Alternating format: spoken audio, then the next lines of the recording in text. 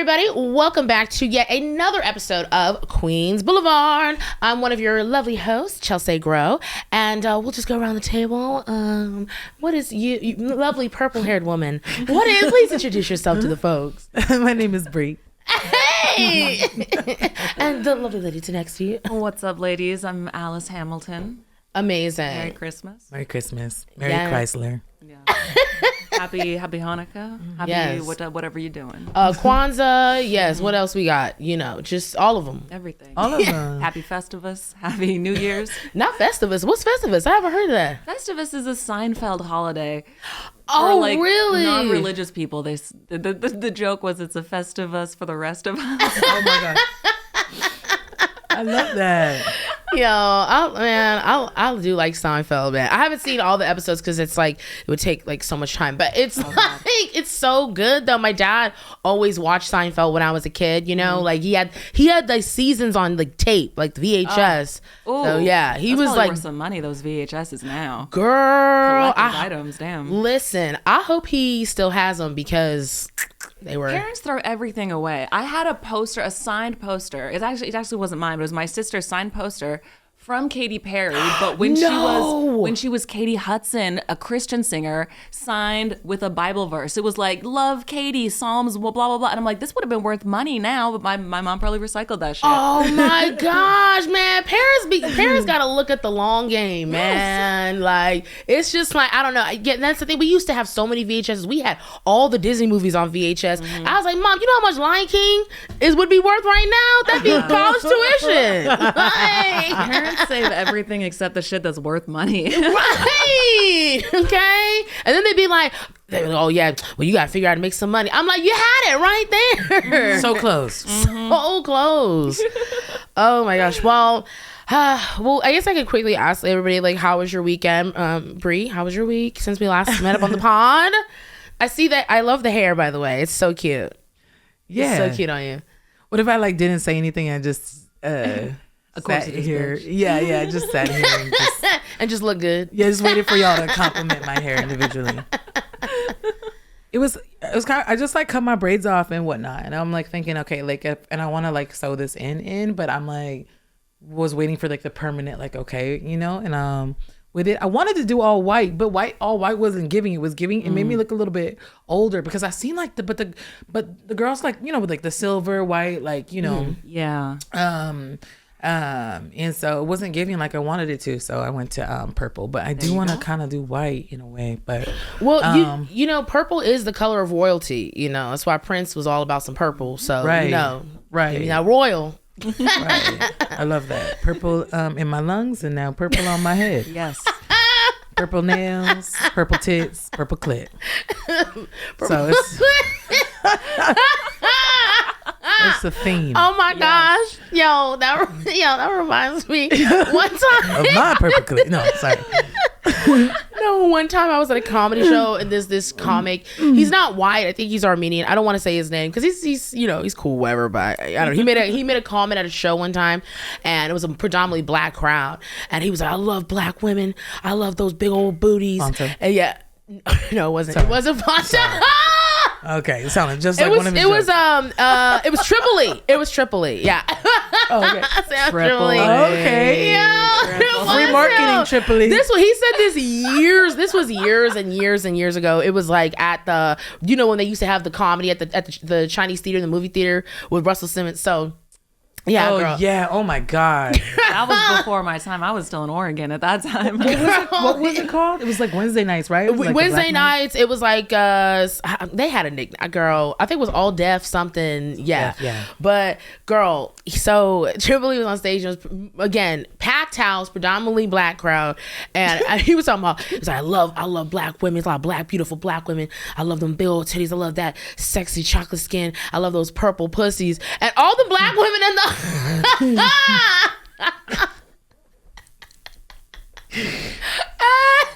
and all the black women in the audience were just like, they were like, purple pussy, yeah, my pussy pink. And then he was like, all right, the purple pussy joke didn't go over. Yeah. You know what though? Sam Tripoli has said on a different podcast that one of his fetishes is being called the N-word during sex. So I think that's why he's chasing after black women. Oh, really? It's a fetish thing. Yes. That tracks. That tracks. When you have different jokes about black women that you've never slept with, it's a fetish. Yeah. Right. Yo, but it was just so funny because like all the black women were ready to squat up. They were like, purple pussy. They were like, my pussy is pink. Right. What? Clearly never fucked a black person. Right. And that's what I'm saying. I'm like, have you actually had sex with a black woman, dog? Right. Like, I don't. Oh, okay. Well, shout out to Tripoli, I guess. I don't know. I mean, I don't have a problem. I haven't talked to Sam in years, but like at that time, I would see him a lot. I mean, I never heard him say anything crazy to me or whatever until that night. And then Sam said plenty of crazy shit to me. We Really? get into. He's okay. Sam. So he booked me for a show at Sycamore Tavern back when they were doing shit at Sycamore Tavern, and I was like. It was like the height of my eating disorder. I was like 110 pounds. I was in a really tight dress. And so I was like, I remember thinking like, this dude is lucky that I'm funny because I know he's booking me because of this tight dress right now. Wow. So I was like, all right, I'll do your show. So I did the show. And then he was like, that's Alice I ever saved in my phone as hot black chick. That's what he said after I brought him up. Wow. So then after he did his set, I went up and I was like, I know that I'm saved as like hot black chick number 7. Like there's no way that there's not a bunch of other girls saved as hot black chick in this man's phone. Like that's what I said afterwards. But then we followed each other on Twitter before he got banned from Twitter for COVID misinformation. Oh no! And he tries to call me one day and I didn't pick up the phone because I was at work. I miss the call. So I was like, I wonder if he's gonna yell at me for some shit I posted on Twitter. Probably is. Next time I see him at the Comedy Store, he brings me to the back bar, sits me down. He's like, this stuff you're saying on Twitter about white guys, you got to be nicer to white guys. It's open season on white men right now. Like you need to relax. We're not the enemy. You need to relax and be nicer to white guys. And I tried to be like, well, hang on a second. Like I just make fun of white people the same way that like Neil Brennan makes fun of white people. No one gets on him for being a race traitor.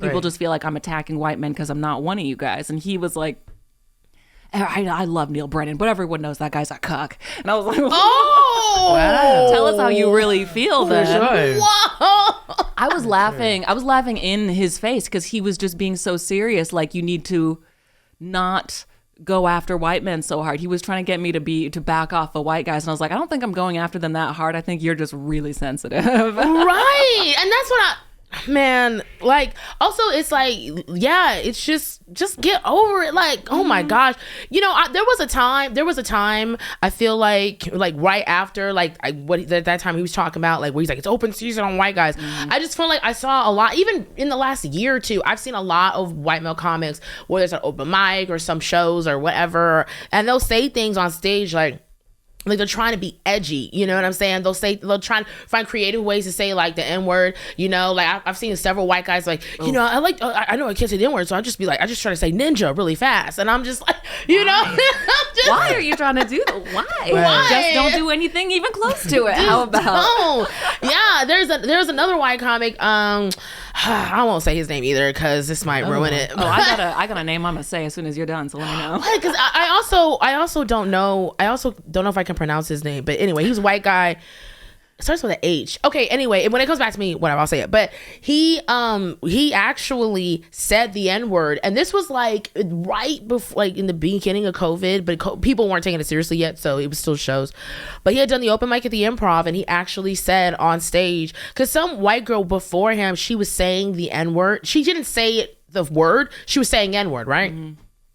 And he goes up, he said, I mean, if you're gonna say N-word, you might as well just say nigga, right? You know, and I wasn't there. I did a show with him the next week, and he came up to me and told me what happened, and he said he got a lot of backlash on like. He told you? Yeah, he told me because he was looking for you to defend him. Yeah, because another comic that was on the show we were on, he was there and he was like, yeah, man, you really was out of pocket and you really crossed the line and all this stuff, and I was just sitting here like, yeah, like, dude, you can't say that stuff, and he was like, well, I don't understand. He said, you know, comedians, you know, how are you gonna grow if you're not like taking risks? I'm like, dude, why is that always N-word? Why is the risk always the N-word? Why is that the risk? And it's like, if you guys keep doing this over and over and over again, what risk is being taken here? For sure.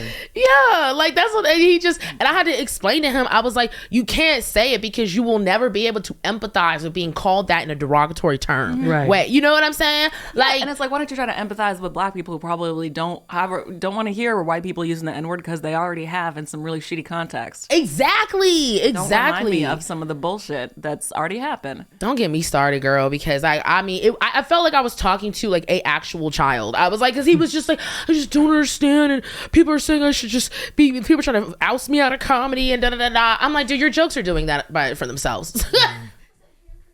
Oh my gosh, it was. I was like, I could not. I knew.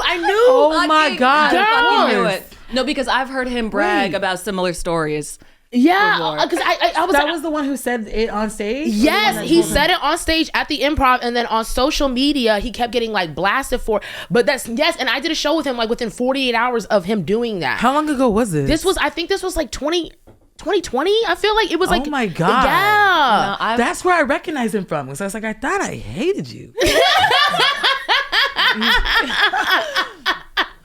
Bro's got a lot of haters. He's got a lot of Yes. haters. I knew it was an H name and it just wasn't coming. Thank you, Alice. I was like, okay. Yeah, but this is my thing. What I think is going on with like white male comedians right now that is like, because the thing is, I have seen white male comics that are funny and they don't say anything racist and they don't say anything offensive. They have original material, and it's just like, look, like I feel like white guys now that are complaining that, oh, you can't get work unless you're something, unless you're gay, unless you're black, or unless you're this, unless you're something different. And it's like, look, dude, just be original. It's like they have to work. Like mediocre white guys are no longer getting free passes in stand up, and it's just like, and they're upset about it. They're really upset about it. They're really hurting. Over this. Yeah, no, the guy that you were talking about that used the N-word, I've had conversations with him about like, it's actually harder to be a, white guy in stand-up right now. And it's like, Sarah Silverman said it the best. She was like, just be undeniable then. Just be so funny that no matter what your skin color, no matter what you're going through, they can't deny how good you are. Just like the rest of us have to. No, exactly. And that's on the money, because like the thing is because mediocre white guys were just getting passes and they were getting Comedy Central specials and all this other stuff and getting passed at clubs.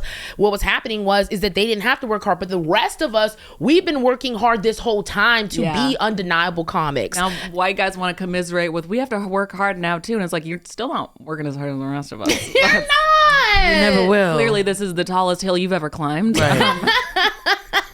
Right. They act like it's Mount Everest, like, and it's Runyon. It's Right. just like, yeah. It's a staircase, God. Yeah. Well, let me say a little something about my week. I just discovered the best app ever. It's called Libby, Libby. I love that app. Yes, Yes. Where have I heard of that? It's an audiobook app, and it just you get a library card, and I just got one on the internet, which you can do now, and then you're allowed to borrow audiobooks. And so I listened to a 28-hour book on the Romanoffs, and then now I'm listening to Bad Feminist by Roxane Gay, which is a book I already owned. I just wasn't fucking with a paper copy because of my ADHD or whatever, but now I'm halfway through the shit, and I started it yesterday. But she was talking about, just literally as I was walking up here, as I was parking my car, she was talking about, this old comedy situation where this guy was making rape jokes, and she was like, comedians are at the forefront of entitlement, of the entitlement culture.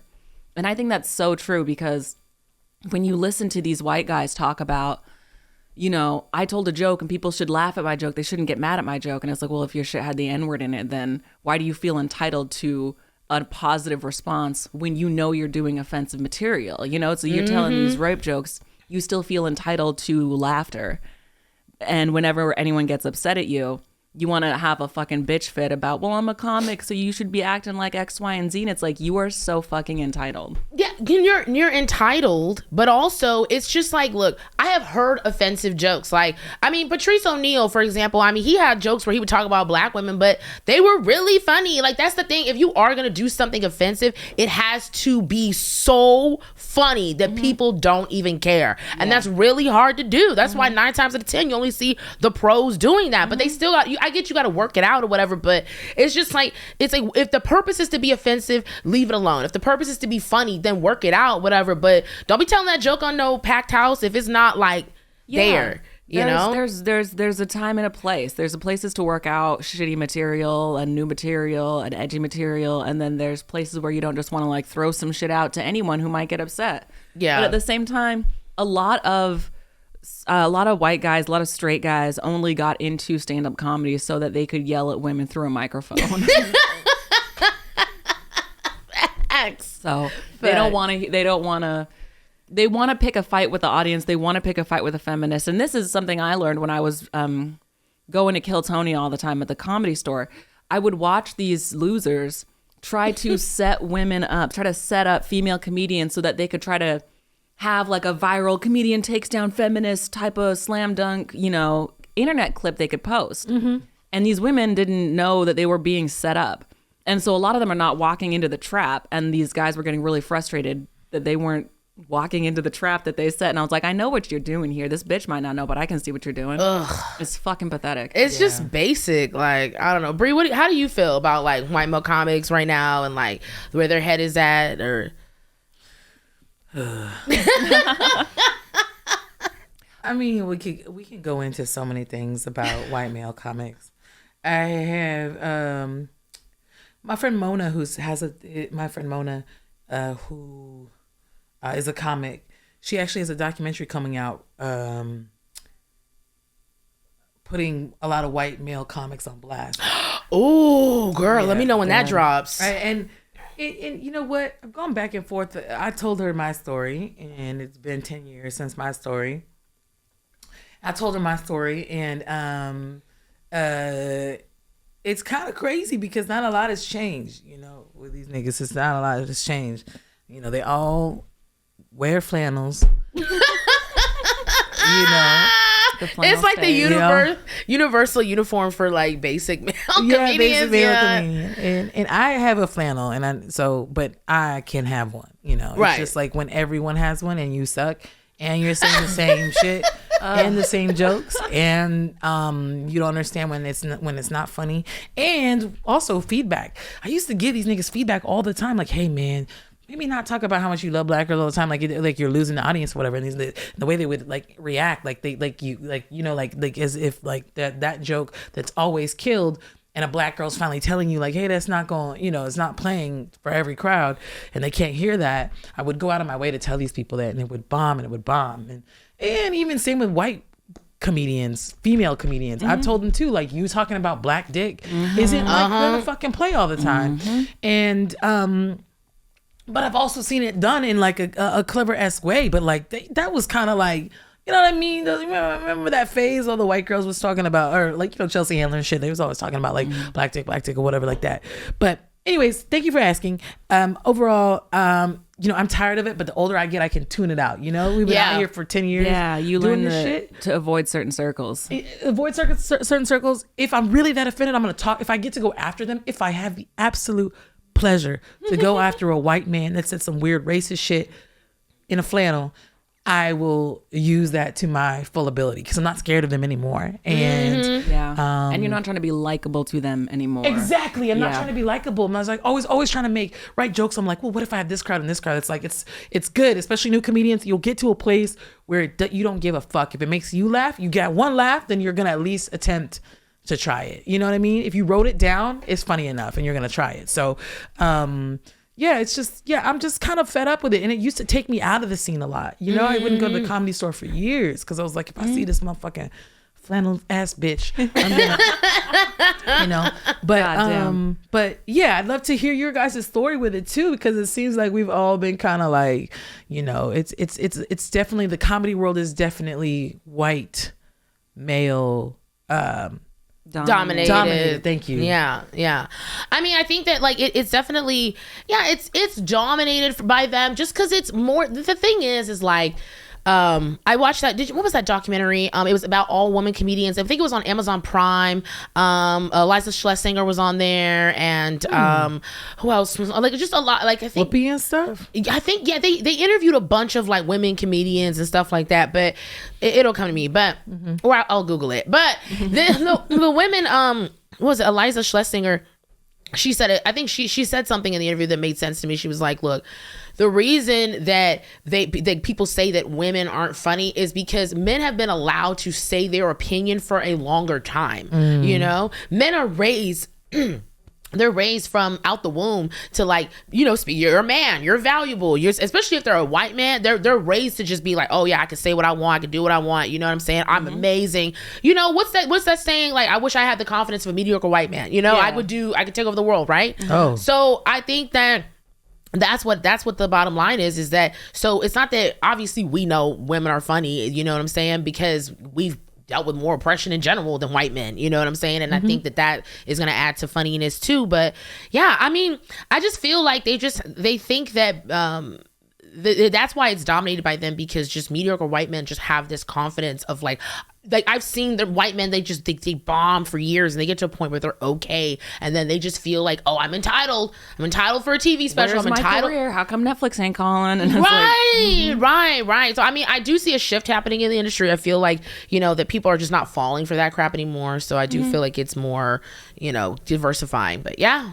absolutely. But the thing about like white people, and this is a generalization, so y'all whatevs, but like, they can laugh at the same fucking joke for 1,000 years. You know, oh, Asian people eat dogs. White people piss themselves laughing every single time that fucking stupid ass joke is said over and over and over again.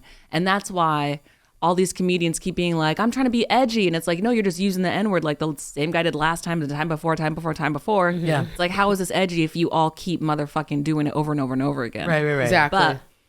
But Theo Von is working on some material right now. I'm pretty sure his joke is, I want to adopt a black son, and then the like joke is that he keeps almost calling this black son the N-word.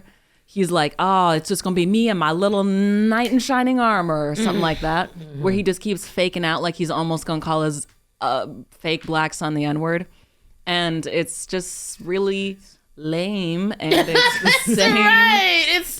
It's the same edgelord bullshit that these white losers are always doing. Yeah. Girl, it's a mess. Be better, white men. Try a little bit harder to push yourself out of the box. You think with the accent Theo has, like, we already are triggered by the sound of his voice. I'm already like, all I see is flames and a cross when he speaks. That he's playing into that. He's leaning into that. Oh my God. Yeah, I mean, it's just, I don't know, there's just so much to talk about, and that's the thing is like, you don't have to like find creative ways, like, you know, I mean, like, talk about your family, talk about like, you know, your ex, I don't know, like, I just feel like there's so much you can talk about. Your ex, yeah, like talk about how you got weird toe jam, like, I don't know, like, anything. Just stop trying to say ninjas. I would take toe jam over. It's so crazy when you find out what sort of things these comedians are hiding in their private life, and it's like, you're too scared to talk about your bisexuality, but you're gonna say the N-word with no problem. Exactly. Okay. Exactly. A mess. A mess. Oh Lord. Well, you guys are on notice. What these hoes are up to again. Okay, well, I guess we can like get into some topics and stuff. Alice, did you want to go over your Twitter stuff right now? Or do you want a minute or? No, we can do some Twitter shit. Okay, all right. Let's Can't wait. Twitter right now is talking about how Dave Chappelle brought Elon Musk on stage and the audience booed Elon Musk for like 10 minutes. And then Dave Chappelle's like yelling at his audience like, he's richer than you, you're all poor. And it's like the Dave Chappelle who went to Africa would kick this new Dave Chappelle's ass. Okay. Skinny Dave. First of all, yeah, Skinny Dave would square up on bulky Dave. First of all, it's like Elon Musk made his money off of black slavery. The man inherited money from an emerald mine in South Africa. And when apartheid ended, wow, Elon Musk's white parents were like, we don't like the direction this country is going in, let's leave. And now that dude is running around being defended by Dave Chappelle. That is so lame. So embarrassing. So embarrassing. Yeah. Wow.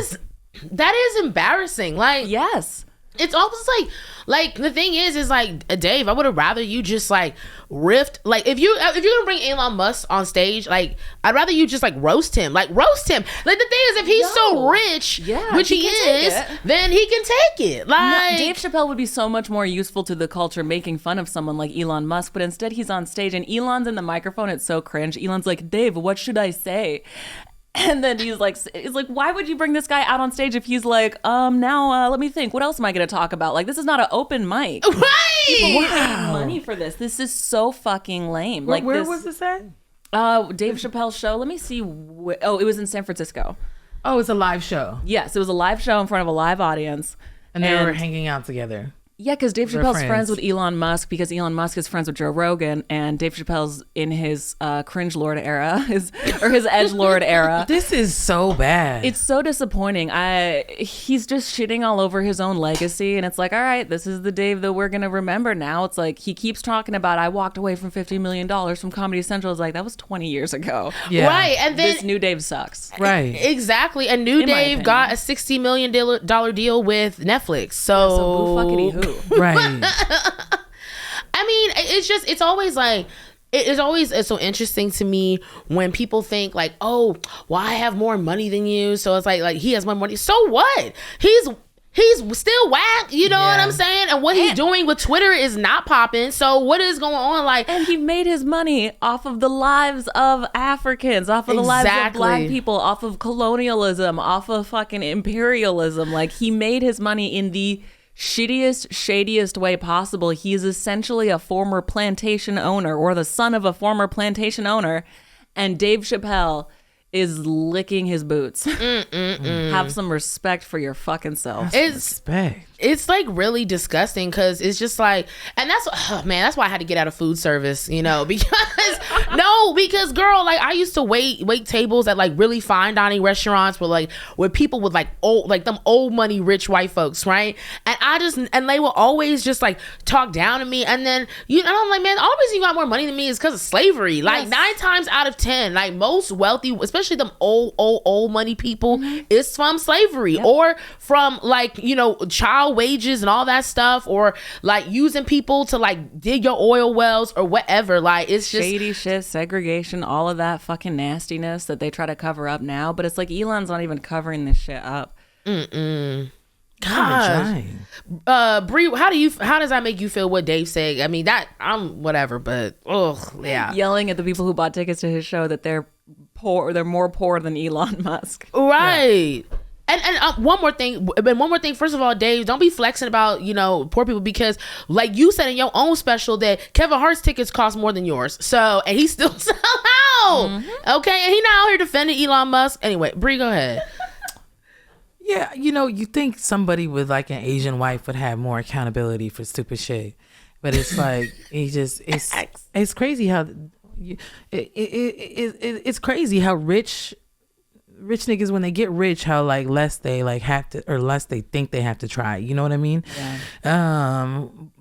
And that's mainly with dudes, because like with women you don't see that as much. Like Oprah is still, I feel like in a way is still.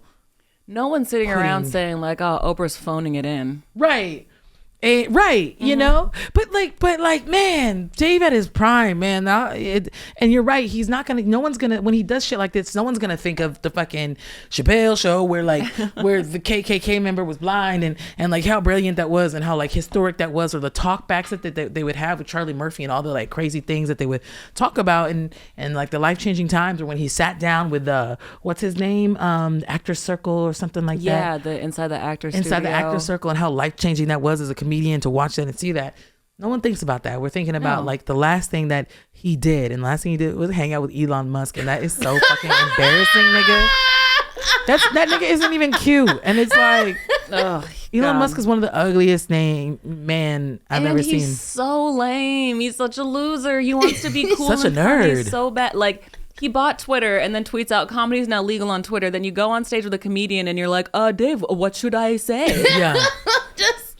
Right. You should put the microphone back in the stand and fuck up. Right. Yeah. It's illegal, remember, nigga? God.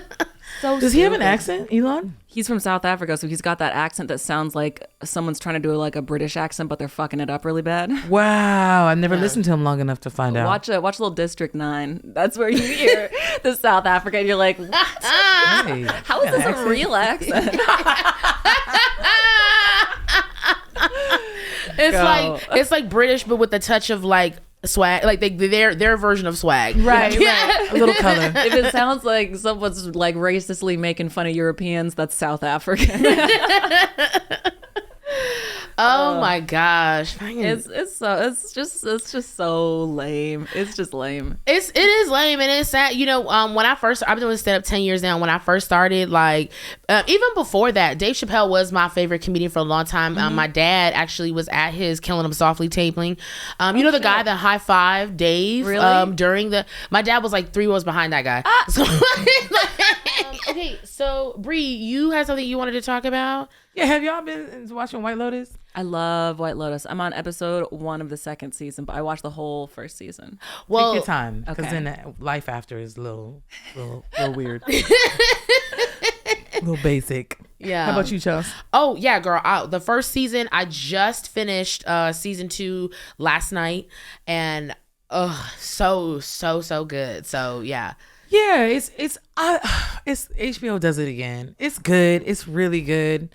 The whole time. It's 7 episodes, so it's great. And like any black person does, when you see anything, you think, why aren't there any black people here? And then on top of that, it's called white, you know? So it's like, you're like, come on. But I think shows like this really expose white people in these environments, in their wealth, and how they use it constantly. And they like really play up these white roles that are just like, they have literally nothing to them other than their money, and then it's everyone trying to go after that. I loved in the first season the way that the one chick who wanted special attention at the spa was like, what if I just fund your private practice? And then she was like, I only said that because I just needed attention. I'm sorry. To the black girl, yeah. Right.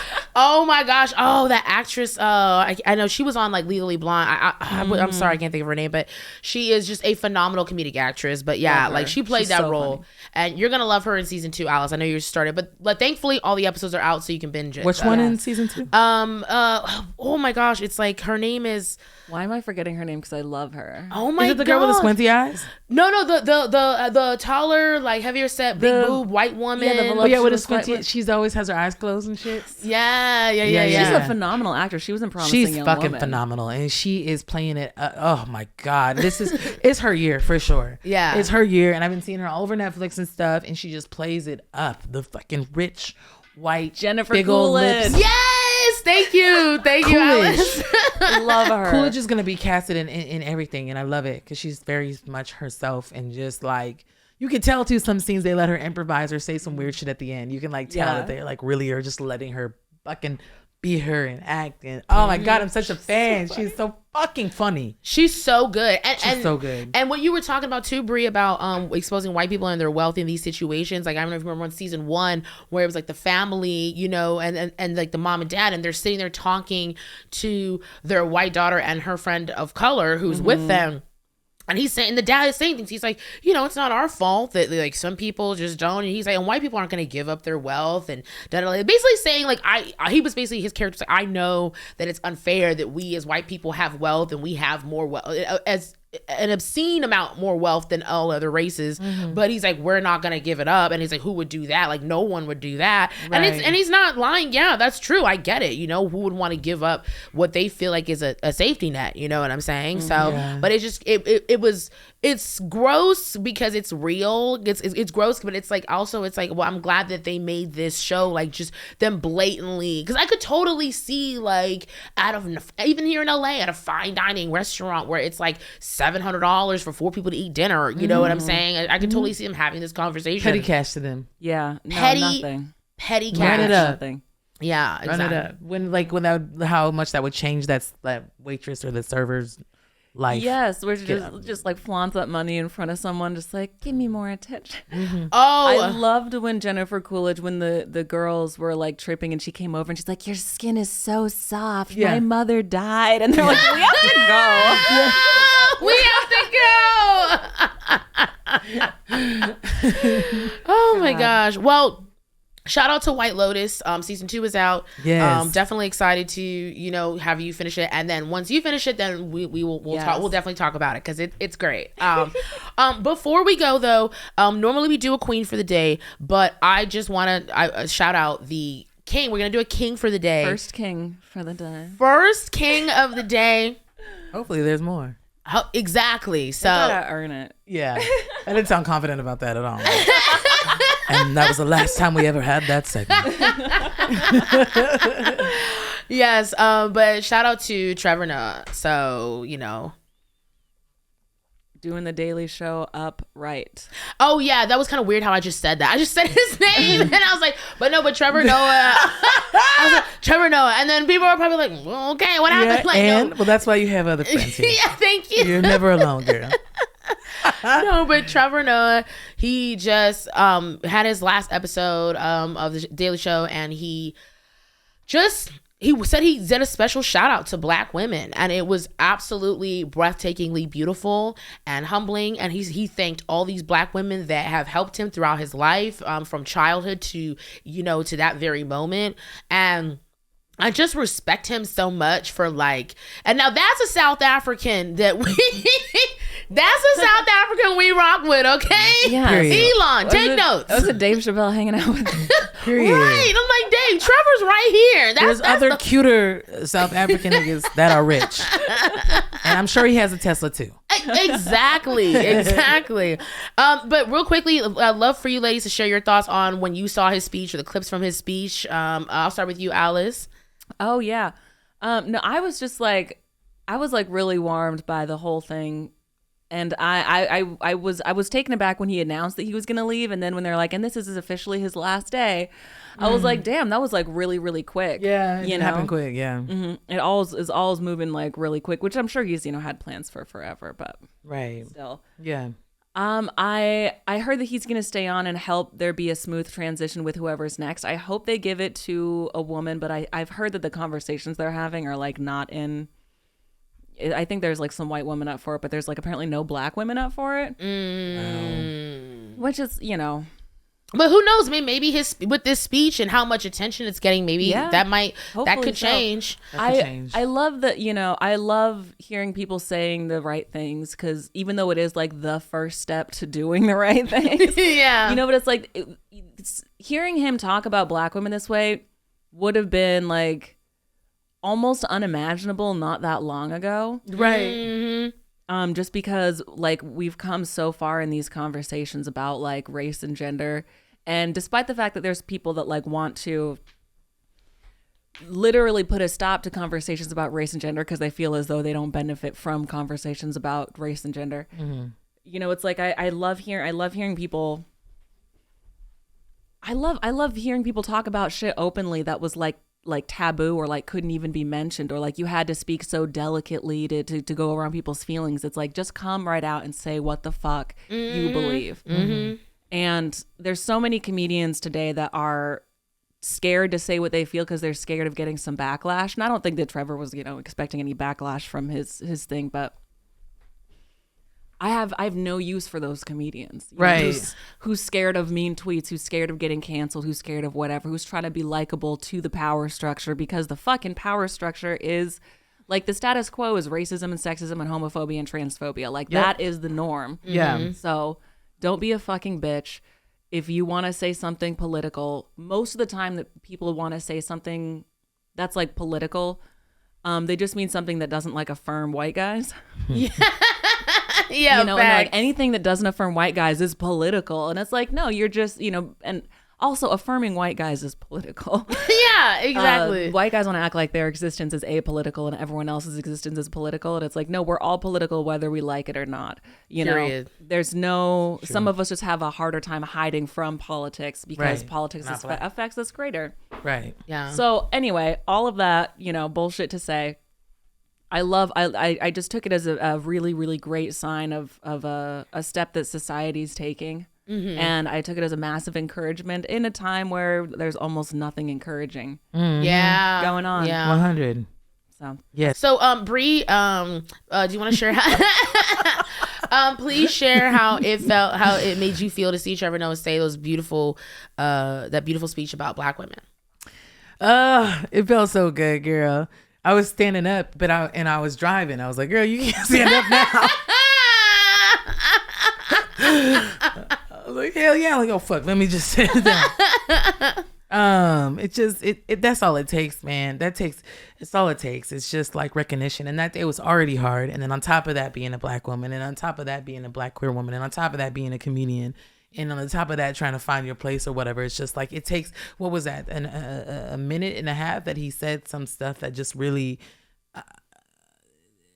gets people to listen that never would or never will. And it also is like recognition and like reaffirming that people see us and that there are men out there that see us and that we're being seen. Because really, if you break it down, all Black women, all we want is just to be seen, just to be heard. Yeah. And to feel valued and respected. Yeah. And honored. Yeah. And honored, right? You already done took everything else away for many years. At this point, all we want to do is be honored and respected and acknowledge who came before us and acknowledge who you have now. I'm sure there's a lot of Black women that make up his team. I'm hoping, I actually don't know this fact, but I'm assuming there's Black women on his team that he just adores and that he loves, and you could feel it in him, and also his mother and his family and his upbringing that really brought like him to tears. Of like, you could really feel that, and like it was really a moment he was looking at the camera like, without Black women, I would not be here at all. And or even have a job to like discuss political issues with and whatnot. But Trevor is such a beautiful, perfect king for the day. I've always loved this man. I've always thought he was so fine. And so he is really cute. He is really sexy. He's so sexy. And then the Black women speech just made him even sexier. Oh my God. Like, loving Black women is sexy, fellas. Okay.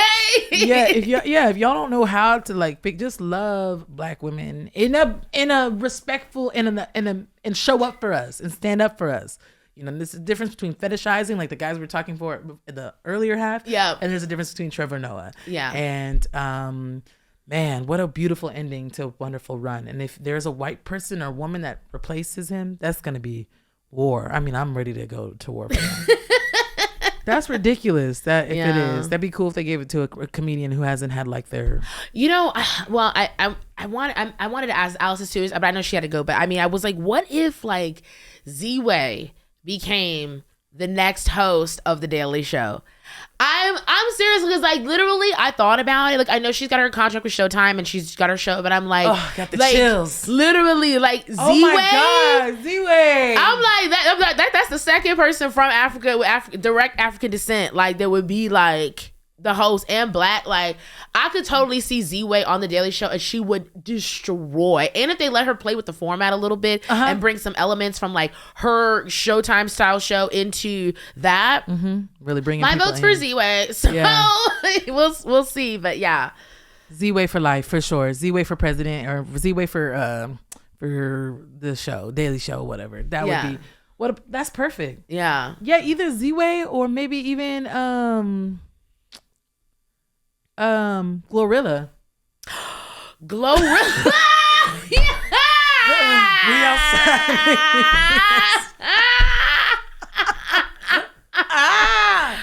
Okay. She just come out, I'm F-R-E-E. Watching white people. Just testing them with the lyrics. So we have some very exciting news, ladies and gentlemen. Bree, for the last 5 years, right? 5 years, technically 7. Yeah. Okay. Yes. Fifth year in LA, right? In LA, exactly. Yes. So wow. I have been honored to be a co-host for the last, has it been 5 years? Been 5 years. Yeah, you've done it for 5 years with me. Oh my gosh. That's crazy. That's a trip.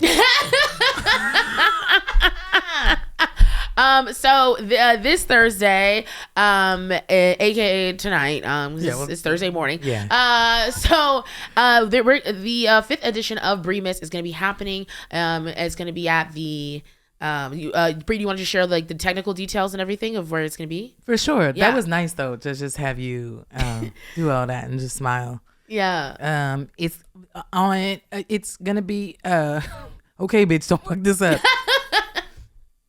It's gonna be at 9 p.m. the party starts. 10:30 the show starts. It's on Melrose Boulevard. It's at the Zephyr Theater, which is also Comedy Nook, Black-owned theater. It's at the Comedy Nook and going to be in the back of the Comedy Nook at the Zephyr Theater. So the first part will be at the Comedy Nook, and then it moves into the show at 10:30 into a bigger space. Chelsea's going to do some comedy. Chelsea's going to host and like perform and stuff with me as she does every year. This year I've been trying to be more prepared, but over the last 5 years it would be like, okay, meet me here 10 minutes before. The first time we did it, I was like, okay, bitch, you're going to sing. You're going to put on this sweater. No, the first time I did it, Bree, it was so funny. First time I did it, Bree had this amazing sweater for me with like a cat and wrapped in some lights, and I put this on, bitch. Don't say nothing. And she's like, okay, you gonna sing? You got free? You ready to freestyle? And I was just like, okay, I need a shot. But I'm very honored and grateful that you asked me to do it last minute that time, and now it's been 5 years and we've been doing it, and I've had an amazing time every time. Looking forward to it. So if you do not have tickets to Remus, hurry up because it's tonight. So it's tonight. It's in a few hours. It's literally tonight. So and shit, I gotta go. I just walk on stage like this. But yeah, it's an amazing experience. I mean, there's gonna be rappers, gonna be singers, there's gonna be comedians, there's gonna be sketch, there's gonna be poetry. It's gonna be just literally everything. So shout out to Bremus 2022. Bree, any final words about Bremus? Just fucking come, just come. It's like, you went to Coachella, so you can go to this because it's a bunch of Black women artists that are about to blow up that will eventually very soon cost a Coachella ticket. So you're welcome. Yes. Get us while you can afford us. Okay? Yeah, period. Oh my gosh. Amazing. Well, on that note, we're going to go ahead and wrap up this edition of Queens Boulevard Podcast. Thank you guys. Please like and subscribe on our YouTube page. Follow us on Instagram at Queens Boulevard Podcast, and stay tuned for some more episodes, and bye-bye.